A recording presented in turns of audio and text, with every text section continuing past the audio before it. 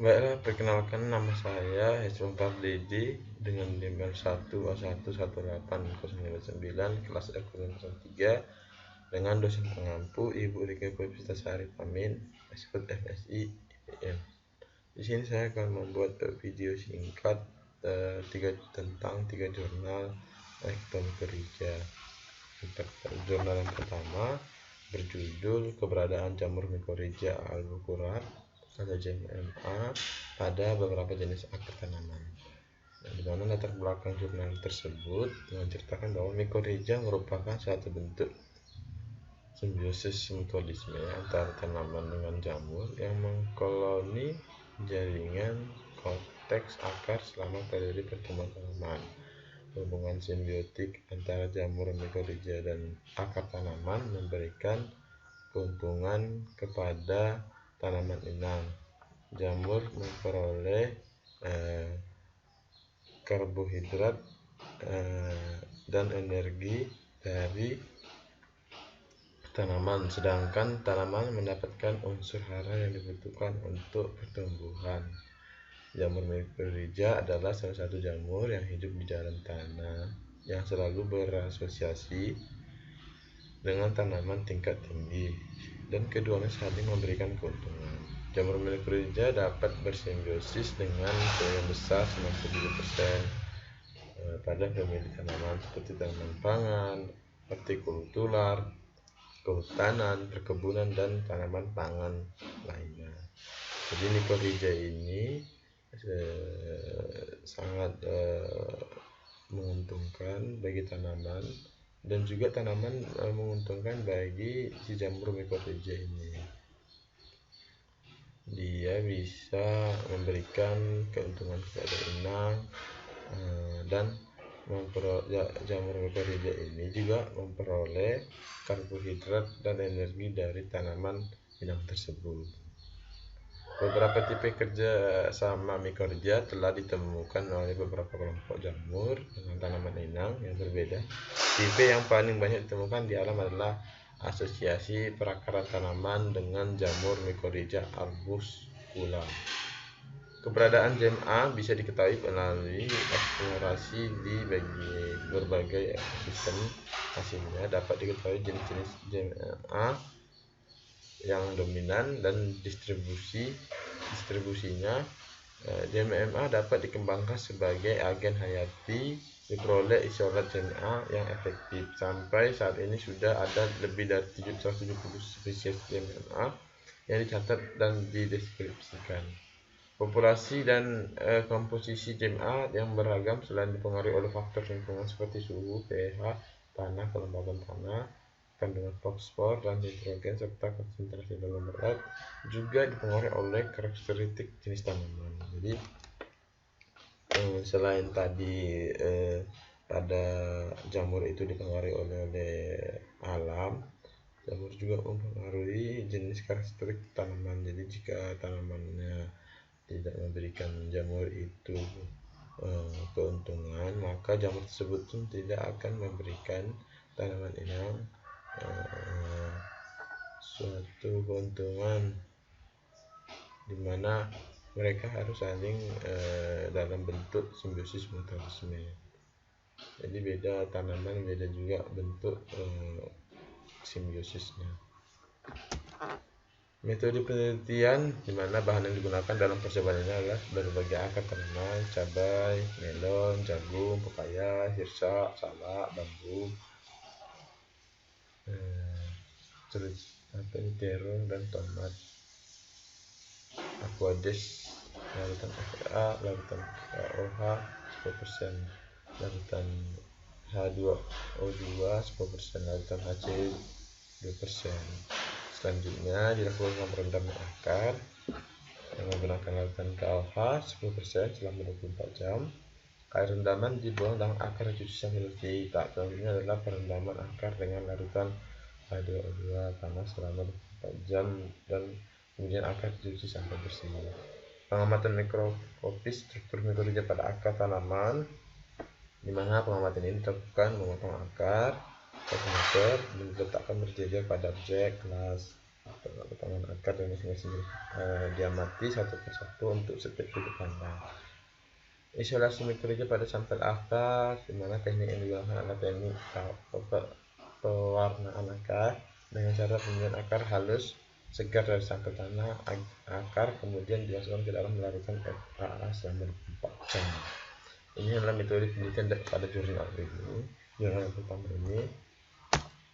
Selanjutnya hasil pembahasan, di mana hasilnya itu menyatakan bahwa jenis akar tanaman yang diamati, akar tanaman cabai, melon, jagung dan sebagainya itu hasil pewarnaannya itu masing-masing jenis akar tersebut menunjukkan bahwa terdapat asosiasi mikorrhiza pada akar tanaman yang diamati.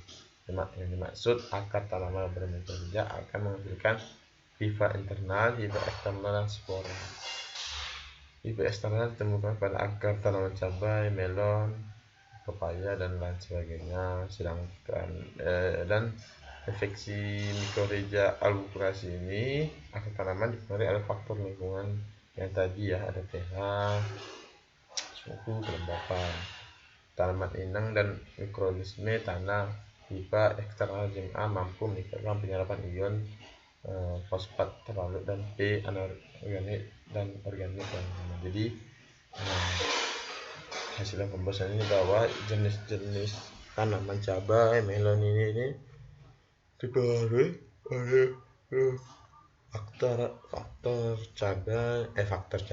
pH, suhu, kelembapan, dan tanaman inang ini dan mikroorganismenya mampu meningkatkan akibat dari yang sudah dilakukan penelitian tadi, bahwa jamur mikorrhiza ini mampu meningkatkan penyerapan ion fosfat terlarut dan P anorganik dan organik dalam tanah. Jadi setelah dilakukan penelitian bahwa diketahui bahwa tanaman-tanaman tersebut pada jamur mikorrhiza ini bisa meningkatkan penyerapan ion.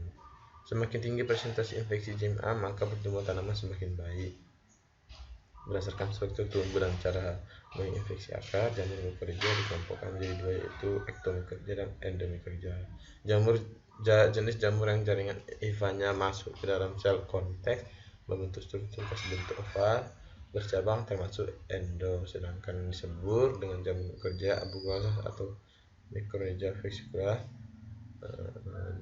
Sedangkan jamur yang hifa masuk sampai ke dalam sel konteks tetapi berkembang di area sel akar membentuk mantel pada permukaan akar, dikelompokkan dalam ektomikorrhiza. Jurnal yang kedua, kita lanjutkan lagi. Saya membuat video singkat tentang jurnal-jurnal ini, dan saya akan berbagai materi dari jurnal tersebut. Dimana jurnal 2 ini tentang viabilitas dan jumlah produk mikorrhiza kelompok Tani Budi Makmur di desa Kecamatan Ganirejo, Temanggung. Latar belakangnya pada jurnal ini, viabilitas dan jumlah produk mikorrhiza kelompok Tani Guni Makmur di desa Kataan Kecamatan Ganirejo, Temanggung. Perakaran dan mikorrhiza sangat membantu tanaman dalam meningkatkan ketahanan terhadap kekeringan serta membantu penyerapan hara dan air melalui jaringan miseliumnya di dalam tanah. Mikorrhiza juga dapat melindungi tanaman dari kecekaman hayati dan non-hayati. Mikorrhiza merupakan salah satu cara yang dipakai untuk mengatasi masalah pada tanah andisol, karena jamur mikorrhiza berpotensi memfasilitasi penyediaan berbagai unsur hara bagi tanaman, terutama unsur E, perbaikan pertumbuhan dan kenaikan hasil berbagai tanaman, berkaitan perbaikan nutrisi P tanaman. Mikorrhiza berfungsi sebagai fisiolator penyerapan hara dan juga berpotensi sebagai pengendali hayati. Tanaman yang mengandung mikorrhiza mengalami kerusakan lebih sedikit dibanding dengan tanaman tidak mengandung mikorrhiza, dan serangan penyakit berkurang atau berkembang protogen terhambat. Pada umumnya mikorrhiza albuquerque dapat menurunkan serangan penyakit terhadap tanaman. Mikorrhiza juga berperan penting dalam meningkatkan pertumbuhan tanaman agrikultur, hortikultur, dan tanaman hutan. Jadi mikorrhiza ini ekto ini seperti tadi katakan tadi, berkembang di antara sel akar dan membentuk mantel daripada permukaan akar. Jadi jika tanahnya undisol, maka penyediaan unsur haranya bagi tanaman itu kurang. Itulah fungsi mikorrhiza ini, mikorrhiza ektomykorrhiza bisa menjadi akarnya itu dan membentuk mantel pada permukaan akar yang dikelompokkan sebagai hibanya yang disebut mikorrhiza. Jadi bisa kalau ektomykorrhiza itu akarnya dibentuk dalam bentuk mantel termasuk hibanya dan disebut sebagai ektomykorrhiza. Metodologi dan metodenya itu banyak dalam penelitian ini, yaitu produk mikorrhiza. Tahap penelitiannya itu meliputi penyediaan produk mikorrhiza, inokulasi mikorrhiza dalam medium. Banyak sekali nih ya metodenya, ini bisa kita lihat. Setelah itu dilakukan serial pengesaran hingga pengesaran 10-6 dan perhitungan jumlah ada beberapa variasi masa inkubasi. Alat-alat yang digunakan adalah emulsimometer, tabung reaksi, mikroskop, protes, gelas, berkas, dan counter manual, lampu spiritual, OC, dan cawan Petri. Hasil pembahasan mana perhitungan ini digunakan untuk menguji dan daya viabilitas mikroba pada medium berdasarkan jumlah koloni mikorrhiza sebanyak 1 gram dari sampel media pembawa dimasuk ke dalam 10 ml aqueous kemudian dihomogengkan. Jadi setelah diuji dalam metodenya, tahapan-tahapan itu penyediaan produknya, pengamatan hama penyakit di temanggung itu, dapatlah hasilnya itu diperhitungkan dalam perhitungan TPC atau total place count. Demikian juga dengan perhitungan populasi mikorrhiza dan sampel produk mikorrhiza dari KT Bumi Makmur ini, serta dilanjutkan dengan metode pencawanan. Jadi hasilnya itu 1 mil dan serial pengecaran kemudian disebarkan pada medium PDA dalam cawan Petri, kemudian dilakukan inkubasi pada suhu 3,5. Saya kurang mengerti nih kan hasilnya ini, tapi dilakukan perhitungan setelah melakukan metode penelitian. Ini lagi viabilitas mikorrhiza cenderung menurun. Jadi setelah dilakukan perhitungan bahwa diketahui viabilitas mikorrhizanya pada tanah air sekali menurun seiring dengan peningkatan masa inkubasi. Hal ini mengindikasikan bahwa media PDA bukanlah substrat yang baik untuk pertumbuhan mikorrhiza yang seharusnya untuk bertahan hidup. BPTP menetapkan standar mutu viabilitas yang baik adalah besar dari 60.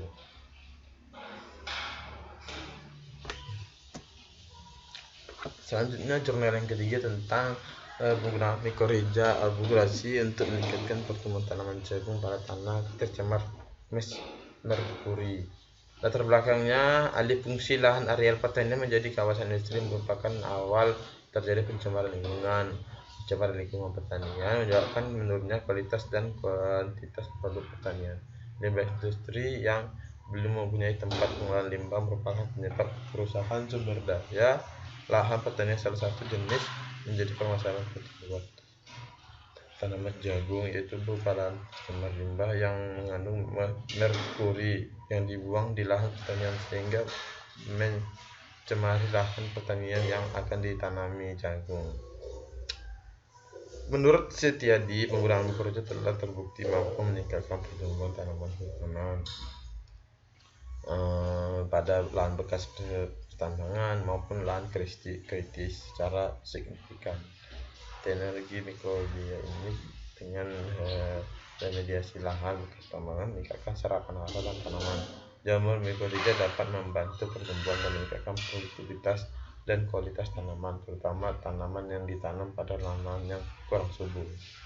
Mikorrhiza dapat mengurangi toksisitas logam berat terhadap tanaman pada tanaman tercemar limbah pertambangan. Jadi latar belakang ini menceritakan bahwa bagaimana walaupun tanah tadi tercemar merkuri, tetap jamur mikorrhiza ektomykorrhiza ini bisa berfungsi bisa meningkatkan atau memberikan serapan hara pada tanaman. Mikorrhiza dapat mengurangi tes logam. Jadi jika ada di situ di tanah itu memiliki logam berat yang kurang subur, mikorrhiza ini juga dapat membantunya. Mekanisme perlindungan tanaman terhadap logam berat dan unsur toksik dapat menggunakan mikorrhiza dengan menonaktifkan secara kimiawi atau mengakumulasi unsur tersebut ke dalam hifa jamur mikorrhiza. Itu latar belakangnya, dan ini metodenya, di mana penelitian dilakukan dengan menggunakan rancangan acak lengkap dengan 2 faktorial. Faktor pertama, pemberian inokulum jamur mikorrhiza arbicula, yaitu tanaman jagung tanpa diinokulasi dengan inokulum, atau tanaman jagung diinokulasi dengan jamur mikorrhiza arbikulasi. Dengan faktor kedua, pemberian merkuri pada tanah atau media tumbuh, yaitu tanpa pemberian merkuri, pemberian tanah kering angin, dan pemberian 2,92 tanah kering angin. Jadi tanah merkuri ini tanah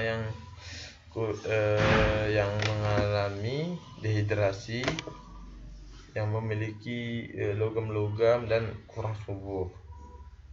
Jadi bagaimana jagung ini bisa hidup di tanah tersebut yang tercemar merkuri dengan ditanamnya juga jamur mikorrhiza. Apakah bisa mikorrhiza itu memiliki fungsi terhadap tanaman jagung itu sehingga bisa tetap tumbuh? Ternyata setelah dilakukan penelitian itu menunjukkan bahwa aplikasi produk biologis mikorrhiza ini dapat meningkatkan pertumbuhan berbagai tanaman. Ini metodenya. Setelah dilakukan kemudian dibilas dan abrasi sebanyak 3 kali, lalu ditanam pada polybag berkurang 20 x 30 cm yang berisi tanah sebanyak 4 kg. Hasil dan pembahasannya itu, berdasarkan hasil penelitian diperoleh bahwa semakin meningkat presentasi merkuri dalam tanah akan semakin menghambat pertumbuhan atau bahkan terjadi kematian pada tanaman yang ditanam pada media tanpa diinokulasi jamur arbicula mikorrhiza. Terdapat merkuri dalam tanah dapat menghambat tumbuh kembangnya tanaman yang ditanam pada tanah. Hal tersebut terjadi karena terganggunya akar tanaman sehingga menghambat memperoleh unsur hara yang baik. Jadi hasilnya ini, pada akar tanaman ini akan jagung khususnya organ tanaman yang lebih sensitif dan akan mengalami kerusakan yang lebih banyak dengan tadi tanaman selama logam berat diserap melalui akar. Jadi tanah merkuri ini memiliki logam berat, itu sebabnya dapat mengalami pada tanaman itu tajuknya itu mengalami kerusakan dan tidak berkembang, tanamannya tidak berkembang. Kerusakan bisa terjadi karena merkuri akan memacu pembentukan oksigen radikal bebas yang akan merusak membran sel atau makromolekul yang dapat berubah protein dan DNA sehingga menyebabkan kematian sel. Jadi akibat tercemar tanah merkuri tadi, ya ini tadi menyebabkan kematian sel. Ini hasilnya ini setelah dilakukan. Jadi setelah terjadi seperti itu, berdasarkan hasil penelitian ini dapat disimpulkan bahwa meningkatnya konsentrasi bahan tercemar terutama merkuri akan semakin menghambat pertumbuhan tanaman jagung. Jadi fungsi jamur mikorrhiza ini termasuk ekstrak mikorrhiza dapat diaplikasikan pada tanaman itu tadi, memantelkan akar tadi sehingga akar tanaman tadi tidak menghisap logam berat atau diserap logam beratnya itu atau tanah tadi kurang subur untuk mencari unsur hara yang lebih baik. Itu tadi fungsi mikorrhiza, ektomikorrhiza yang memanteli hifa akar tanaman yang terjadi pada tanah-tanah yang kurang bagus. Terima kasih dan semoga bermanfaat. Jika ada kata saya kurang bermanfaat, saya mohon maaf. Selamat pagi.